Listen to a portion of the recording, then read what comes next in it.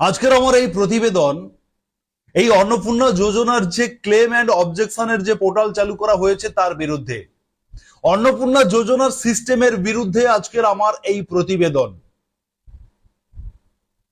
সাধারণ মানুষকে যেভাবে নাজেহাল করা হচ্ছে আমি তার তীব্র নিন্দা জানাচ্ছি।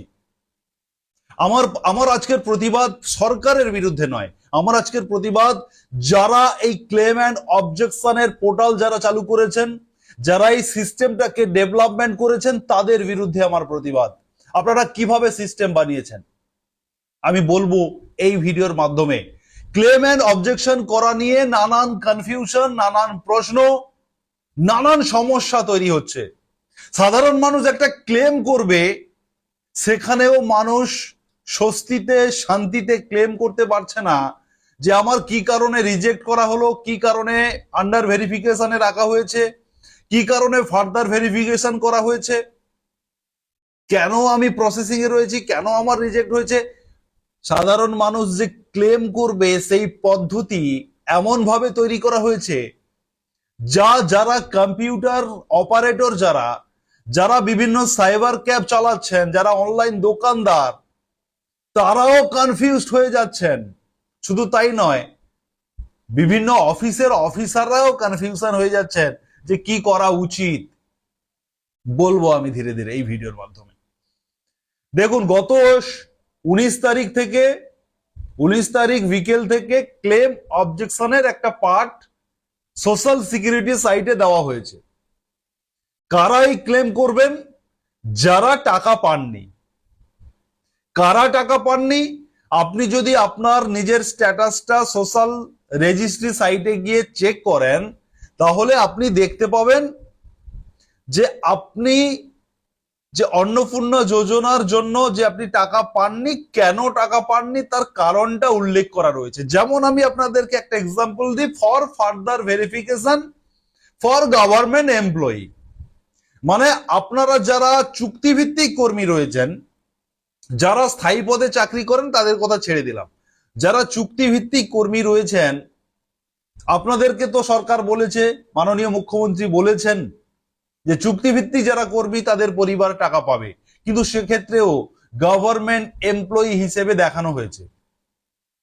এখন কথা হচ্ছে যে গভর্নমেন্ট এমপ্লয়ি হিসেবে দেখানো হোক, ইনকাম ট্যাক্স পেয়ার হোক, জিএসটি পেয়ার হোক, মোর দেন 3 রুমস হোক, যে কোনো রিজনই হোক না কেন, আপনি শান্তিতে ক্লেম করতে পারবেন না। কেন বলছে এই কথাটা? মনে করুন আপনি ক্লেম করতে যাচ্ছেন, আপনার বাড়িতে 3 জন অন্নপূর্ণা যোজনার প্রাপক রয়েছেন, যোগ্য প্রাপক 3 জন। আপনি যখন ক্লেম করবেন তখন আপনাকে টিক চিহ্ন মারতে হবে যে আপনি কাদের জন্য ক্লেম করছেন। এবারে যারা সফটওয়্যারটা বানিয়েছেন তারা ওই একটা ঘরে, মানে একটি নামের পাশে টিক দেওয়ার জন্য অপশনটা করে রেখেছেন। এখন আমি যদি একজন অন্নপূর্ণার ক্লেমার হয়ে থাকি, আমি যদি ক্লেম করতে চাই, আমার বাড়ির 3 জন ফ্যামিলি মেম্বার রয়েছেন, মানে অন্নপূর্ণার প্রাপক রয়েছেন, আমি 3 জনই টাকা পাননি বা পাইনি, আমি ক্লেম করতে চাই, আমাকে উত্তর দিন আমি কোন নামের পাশে টিক চিহ্নটা দেব। যারা সফটওয়্যার ডেভেলপমেন্ট করেছেন তাদেরকে আমি প্রশ্ন করছি, আপনার ইউজার ম্যানুয়াল কোথায়?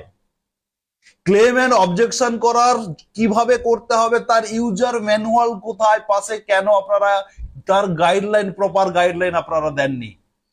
একজন সাধারণ মানুষ প্রত্যেকে মোবাইল ইউজ করলেও এই ধরনের কাজ কিন্তু সবাই করতে পারে না। সাধারণ মানুষরা অনলাইন দোকানে যাবে, সাইবার ক্যাফেতে যাবে, বিডিও অফিসে, এসডিও অফিসে, ডিএম অফিসে গিয়ে সাধারণ মানুষরা যখন ঝামেলা পাকাচ্ছেন, আপনারা বলছেন আপনারা আমাদের উপরে ঝামেলা করবেন না, এটা একটা সরকারি প্রসেস, ইত্যাদি ইত্যাদি বলে আমি তো সোশ্যাল মিডিয়ায় দেখছি কোন একটা এসডিও অফিসে ঝামেলা হয়েছিল। এসডিও অফিসারের ওপরে, এসডিও অফিসের কর্মীদের ওপরে সাধারণ মানুষ তারা চড়াও হয়েছিলেন রেগে। ইচ্ছে করে কেউ করেননি, রেগে করেছিলেন। কেন? ক্লেম অবজেকশনও করতে পারছেন না। আপনারা সলিউশন দিন, ইমিডিয়েট সলিউশন দিন যে এই ক্লেম অবজেকশন করার অরিজিনাল বা সঠিক কি গাইডলাইন রয়েছে। সোশ্যাল মিডিয়ায় খুললে আপনারা বিভিন্ন চ্যানেল বিভিন্ন ধরনের বলবে তো এটা তো স্বাভাবিক, বিভিন্ন চ্যানেল বিভিন্ন ভাবে বলবে। কোন চ্যানেল বলছে আপনার বাড়িতে যদি 3 জন মেম্বার থাকেন, মানে অন্নপূর্ণার প্রাপক 3 জন থাকেন, আপনি 3 বার ক্লেম করুন। এখন এখানে প্রশ্ন যে একজনের নামের পাশে টিক চিহ্ন দিয়ে তিনি ক্লেমটা পুরো ক্লেম ফর্মটা ফিল আপ করে সাবমিট করে দিলেন, তিনার ক্লেম সাবমিট হয়ে গেল। দ্বিতীয় জনের যখন তিনি আবার লগ ইন করে ক্লেম করতে যাবেন, সাবমিট করতে যাবেন, কম্পিউটার সিস্টেম অনুযায়ী দেখিয়ে দেওয়া উচিত বা দেখিয়ে দেওয়া হয় যে আপনি অলরেডি ক্লেম সাবমিট করে দিয়েছেন, আপনি আর ক্লেম করতে পারবেন না। এটা হয় কম্পিউটার সিস্টেমে, যারা কম্পিউটার সিস্টেমটা বোঝেন তারা জানেন। তাহলে এটা একটা রিস্ক হয়ে যাবে, আর যারা এটা একবার করে দেখেছেন তারা রিস্ক নিয়েছেন। এইভাবে তো রিস্ক নেওয়া যাবে না, কারোর ক্লেম করতে গিয়ে রিস্ক নিয়ে ক্লেম করতে হবে কেন? এই রিস্কের জায়গাটা আপনারা কেন তৈরি করবেন? আপনারা কেন প্রপার গাইডলাইন দেননি? আমি বলেছিলাম, আমি একটা ভিডিও করেছিলাম, সেখানে যখন আমি দেখলাম যে আমি একটা ভিডিও করেছিলাম, সেখানে 8 জন মেম্বারের ফ্যামিলি মেম্বার, টোটাল 8 জন, তার মধ্যে 3 জন অন্নপূর্ণার প্রাপক রয়েছেন। আমি ক্লেম করতে গিয়ে 3 জনের নামের পাশে যখন টিক চিহ্ন দিই, টিক চিহ্ন নিচ্ছে না, একজনের নামের পাশে টিক চিহ্ন নিচ্ছে। তখন আমি আমার মতো করে গাইড করলাম যে হেড অফ দি ফ্যামিলির নামের সোজা টিক চিহ্ন দিয়ে আপনি যে রিমার্কসে আপনার বক্তব্যটা লিখছেন, সেই বক্তব্যতে আপনি পরিষ্কার করে দিন যে আপনি হেড অফ দি ফ্যামিলি হিসেবে বক্তব্যটা লিখুন যে আমার বাড়িতে এই 3 জন অন্নপূর্ণার প্রাপক রয়েছেন এবং স্ট্যাটাসে এই রিজনটা দেওয়া হয়েছে, এটা সম্পূর্ণ ভুল। আপনারা ফার্দার ভেরিফিকেশন করে যাতে আমার এই 3 জন প্রাপক অন্নপূর্ণা যোজনার সুবিধা পান, সেই হিসাবে আপনাদের কাছে অনুরোধ করছি। এটা আপনারা ইংরেজিতে লিখে প্যারা করে সাবমিট করুন। আমি বলেছি এটা,